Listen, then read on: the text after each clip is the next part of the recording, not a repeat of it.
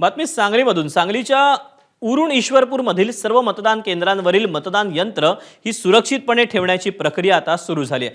उरुण ईश्वरपूरमधील तहसील कार्यालयाच्या आवारात यासाठी निवडणूक अधिकाऱ्यांनी विशेष व्यवस्था केली आहे. याचा आढावा घेतलेला आहे कुलदीप मान यांना पाहूया.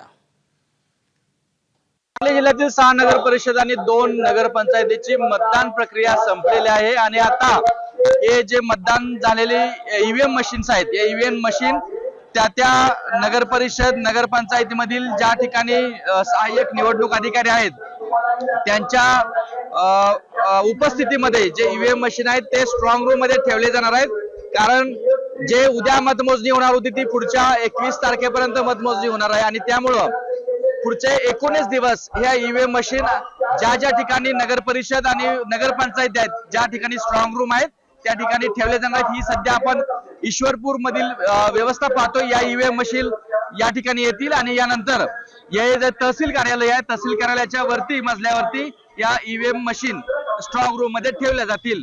तर आता पुढचे काही दिवस म्हणजे जवळपास 19 दिवस मतदान मोजणीची प्रक्रिया आहे ती पुढे गेल्यामुळं आज झालेली मतदान प्रक्रियेच्या मतमोजणीचा 21 नोव्हेंबरला या ठिकाणी होणार असल्यामुळं आता ईव्हीएम मशीन यासाठी मोठा पोलीस बंदोबस्त देखील सातत्यानं दररोज ठेवावा लागणार आहे. त्याबरोबर योगेश सोबत कुलदीप माने, एबीपी माझा, उरण ईश्वरपूर, सांगली. एबीपी माझा, उघडा डोळे बघा नीट.